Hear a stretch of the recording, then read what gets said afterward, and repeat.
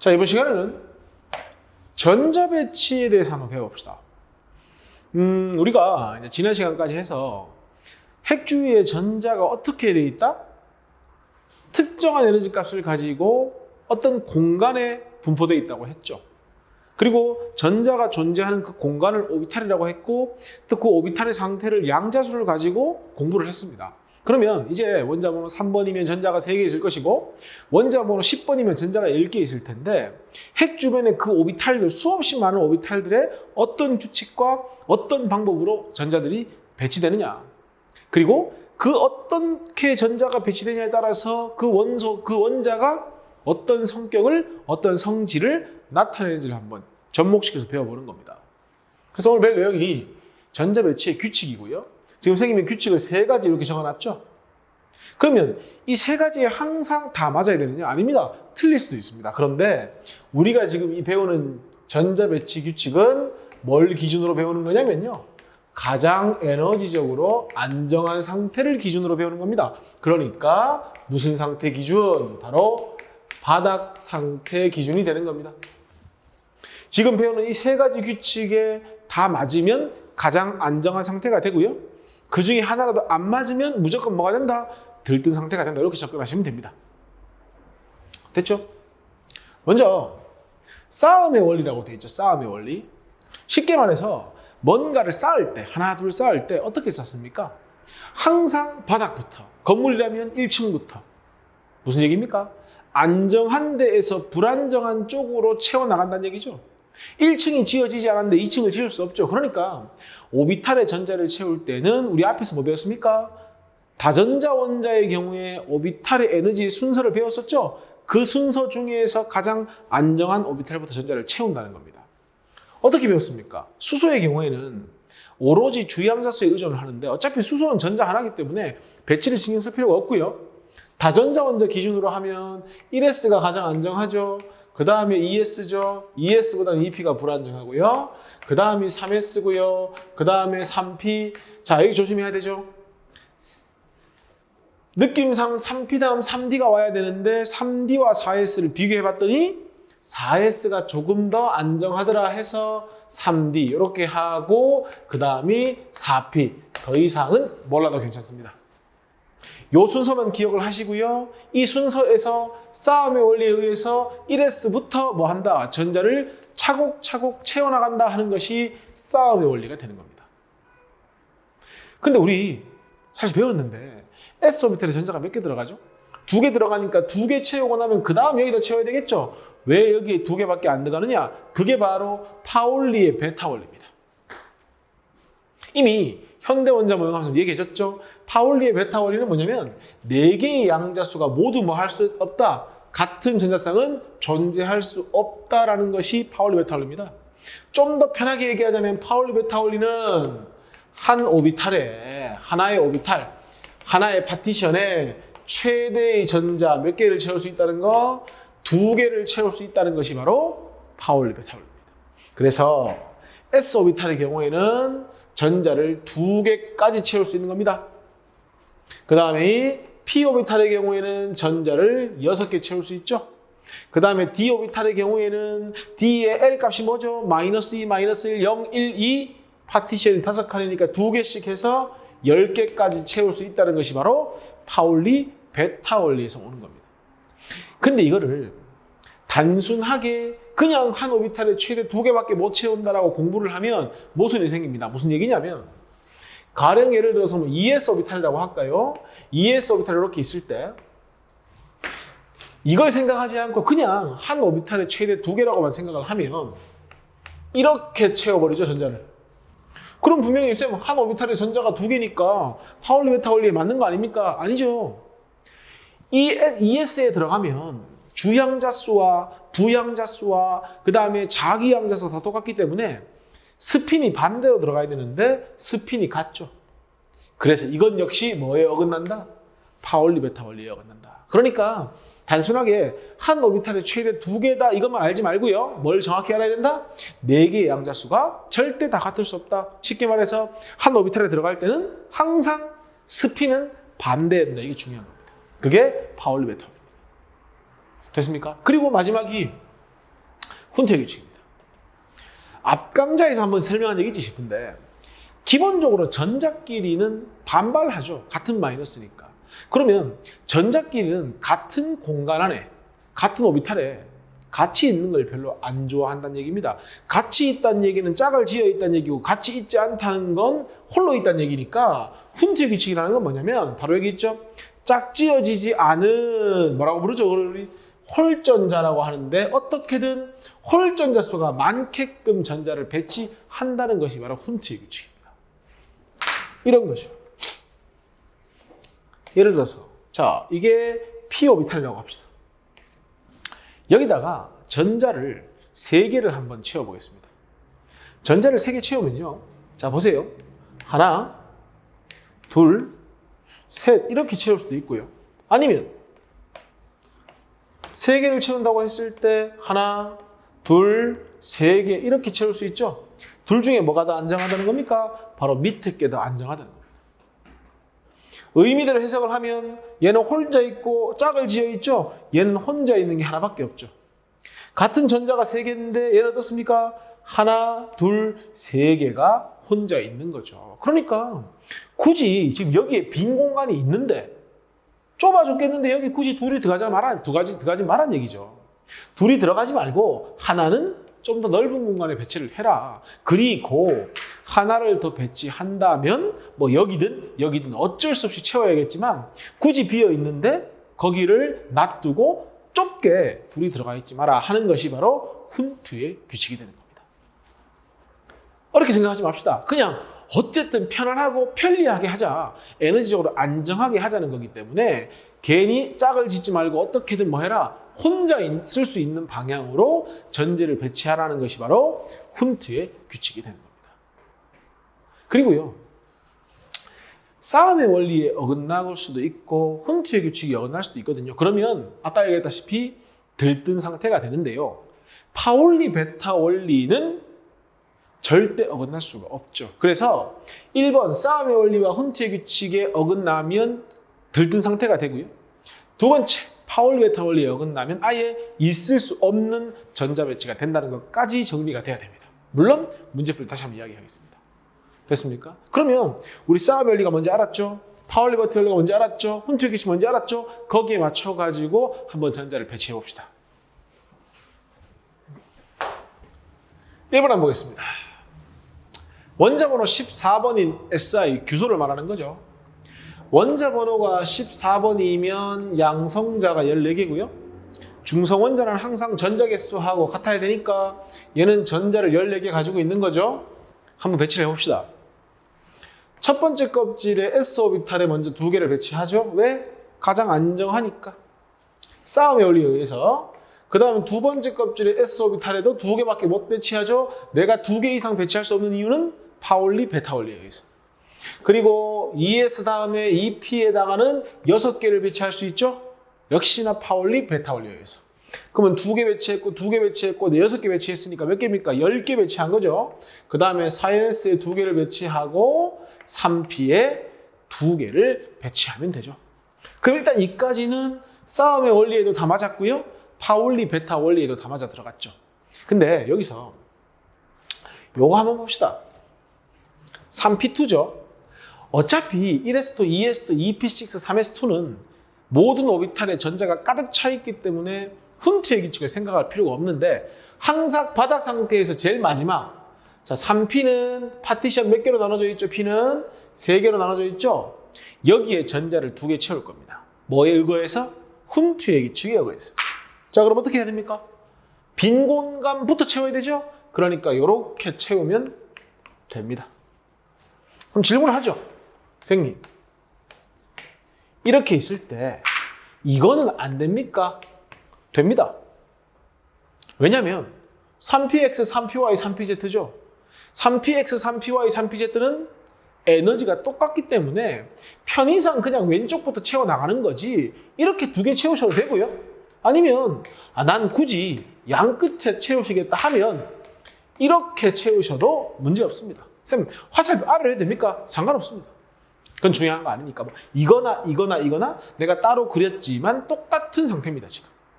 그런데 뭐는 안 된다? 이건 안 되는 거죠. 보세요. 두 개를 채우는데 이런 식으로 채웠다. 그러면 굳이 두 군데의 자리가 비어 있는데 좁아 죽겠는데 여기 두 개 들어가 있죠. 홀전자 수를 두 개로 해야 되는데 0개로 만들었죠. 이 경우에는 어디에 어긋난다? 훈투의 규칙이 어긋난다. 이렇게 되는 겁니다.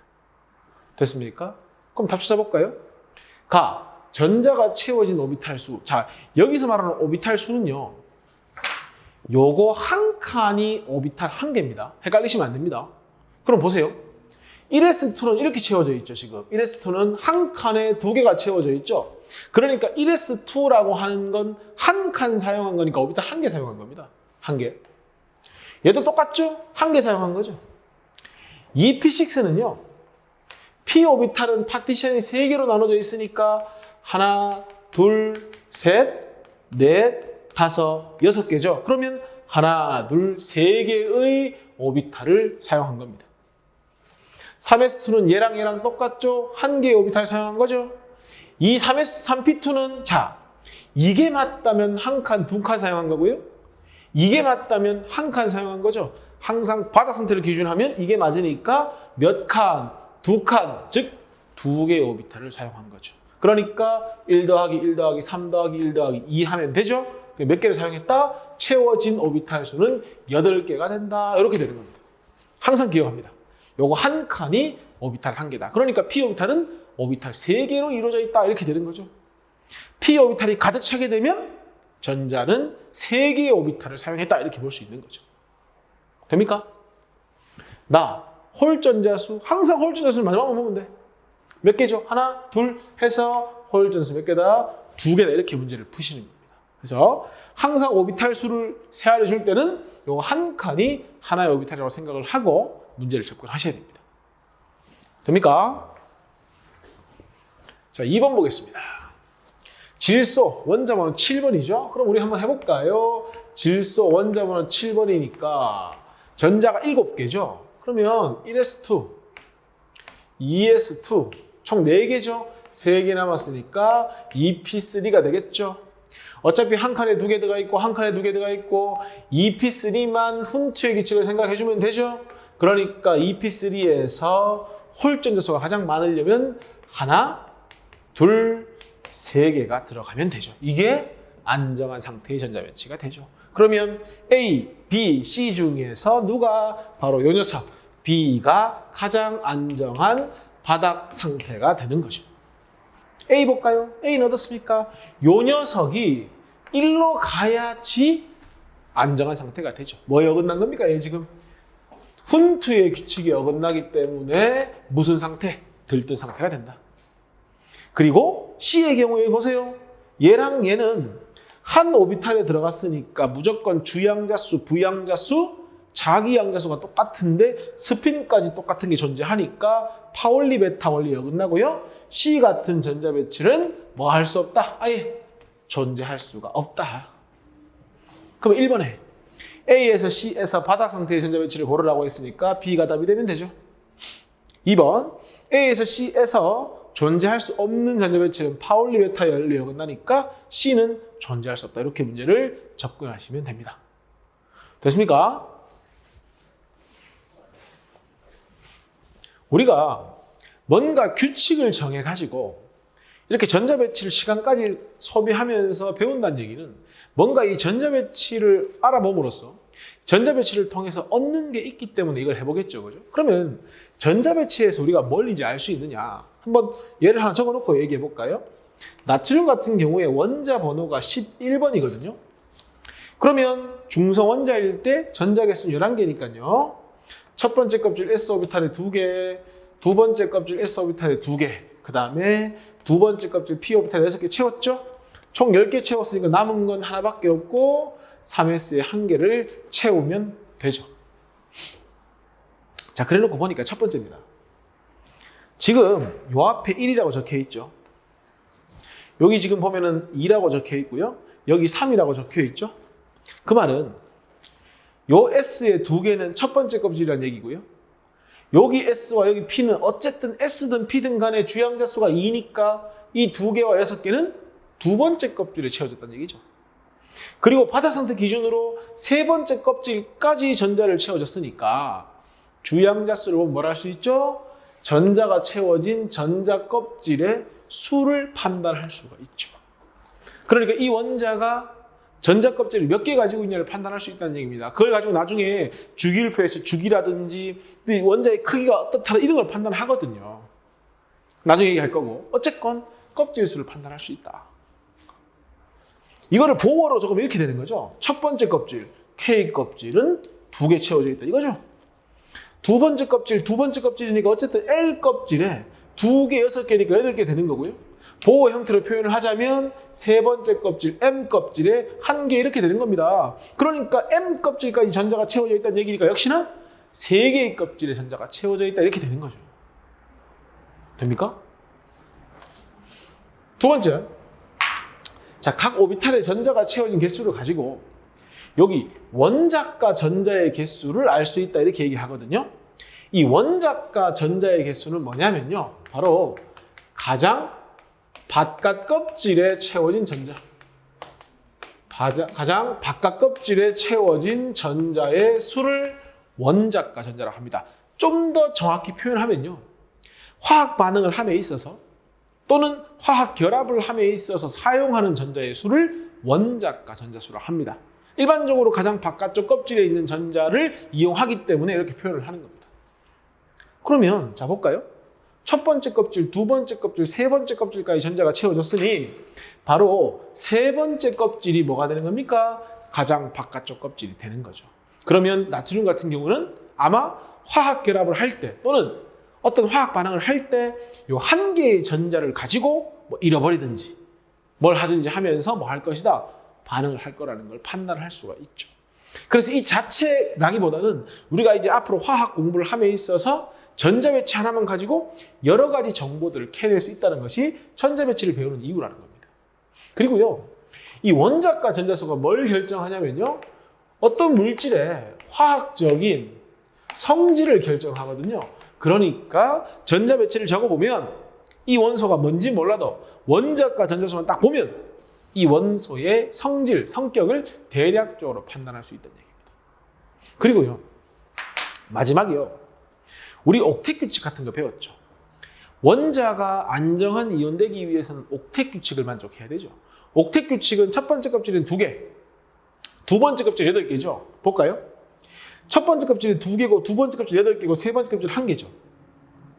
이걸 봤을 때 7개를 얻어가지고 3s2, 3p6가 되든지 얘를 없애버리면 2p6로서 옥텟을 만족할 수가 있죠. 그럼 뭐가 더 쉽겠습니까? 요거 1개의 전자를 잃어버리는 거. 그러니까 나트륨 1가 양이온의 전자 배치는 요 1개의 전자를 잃어버리니까 10개 가지고 적어가지고 2p6가 된다는 걸 알 수 있죠. 그리고 중학교 때 배웠겠지만 이 주기율 표상에서 가장 오른쪽에 있는 걸 18쪽 원소라고 하고 그게 가장 안정하거든요. 고1 때도 나오죠. 그러니까 요 ES2 EP6를 만족함으로써 즉 두 번째 껍질에 8개를 채움으로써 뭐 한다? 이온이 되면서 안정해진다는 것까지 전자 배치에서 판단할 수 있다는 얘기입니다. 거꾸로 그러면 전자 배치만 주어지면 이 녀석은 몇 가 양이온 되겠다, 몇 가 음이온 되겠다를 판단할 수 있다는 얘기죠. 그게 바로 우리가 전자 배치를 배우는 이유가 되는 겁니다. 그러면 이제 이 전자 배치에 주어진 정보를 가지고 문제를 한번 풀어봅시다. 자, 3번 문제에서 전자 배치가 주어졌죠? 보니까 1s2, 2s2, 2p6, 3s2, 3p5인데 보니까 제일 n값이 큰 게 세 번째 껍질이죠? 그러니까 전자 껍질 수는 몇 개이다? 3개이다. 쉽죠? 원자과 전자수는 가장 마지막 껍질이니까 애들 전부 다 3p5니까 5개라고 하는데 3p5도 세 번째 껍질, 3s2도 세 번째 껍질이지? 그러니까 조심해야 되죠? 7개라고 해야 되죠. 됩니까? 홀 전자수는 마지막만 보면 된다고 했죠. 3p5가요. 3p5가 p 오비탈이니까 마이너스 1, 0, 1, 3개의 공간, 3개의 오비탈. 5개니까 하나, 둘, 셋, 넷, 5 하면 되죠. 지금 홀 전자 얘밖에 없죠. 그러니까 홀 전자수는 1개. 전자가 채워진 오비탈 수 자, 1s2 한 개 사용한 거라고 했죠? 2s2도 한 개 사용한 거죠? 2p6는 3개 다 사용한 거죠? 3s2는 한 개 사용한 거죠? 3p5인데 사용했다는 건 전자가 채워졌다는 겁니다. 전자가 채워졌으니까 여도 역시나 3개의 오비탈을 모두 사용했죠. 그러니까 6, 7, 8, 9 해서 몇 개다? 오비탈 수는 9개다. 이렇게 정리가 되는 겁니다. 됩니까? 자, 그 다음에 4번 문제 바로 봅시다. 임의의 중성 원자 X와 Y의 전자 배치를 나타낸 것이다 라고 했고요. 보니까 X도 Y도 전자 배치 딱 보니까 얘는 뭐 세 번째 값일까지 전자가 채워졌죠? 얘는 두 번째 값일까지 전자가 채워졌습니다. 그리고 문제에서 안정한 이온이 된다고 했고요. 안정한 이온이 되는 건 가장 마지막 껍질에 있는 원자가 전자가 몇 개 되길 원한다? 8개 되길 원한다. 주기율표로 치면 18쪽 원소가 되길 원한다. 볼까요? 얘가 제일 마지막 껍질이죠.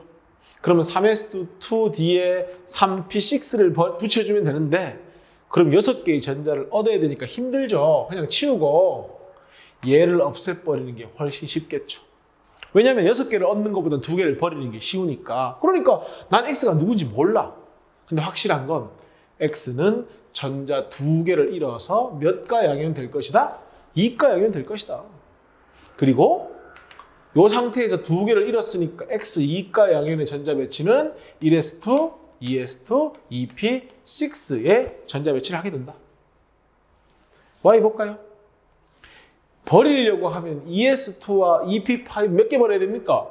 7개 버려야 되는데 그것보다 2p5를 편하게 2p6로 만들어주면 되니까 여기다 적을까요? Y는 여기 한 개를 얻으면 되니까 1가 으면 되는 게 쉽죠. 그리고 한 개 얻었으니까 한 개 얻었을 때의 전자 배치는 뭐다? 2p6로 끝나면 되겠죠. 결국 얘와 얘는 서로 다른 원소지만 이온됐을 때의 전자 배치는 같아지게 되는 겁니다. 왜냐하면 이온이 될 때 전자 배치는 항상 가장 가까이 있는 18쪽 원소하고 같아지거든요. 됩니까? 그래서 전자 배치를 배우면 임의의 원소가 주어지더라도 그 원소의 모든 성질과 어떻게 될 거라는 것까지 예측이 가능하다는 겁니다. 됐습니까? 여기까지 하고요. 좀 더 어려운 문제나 깊은 문제들은 문제풀이에서 한 번 더 설명을 하겠습니다. 여기까지 하겠습니다.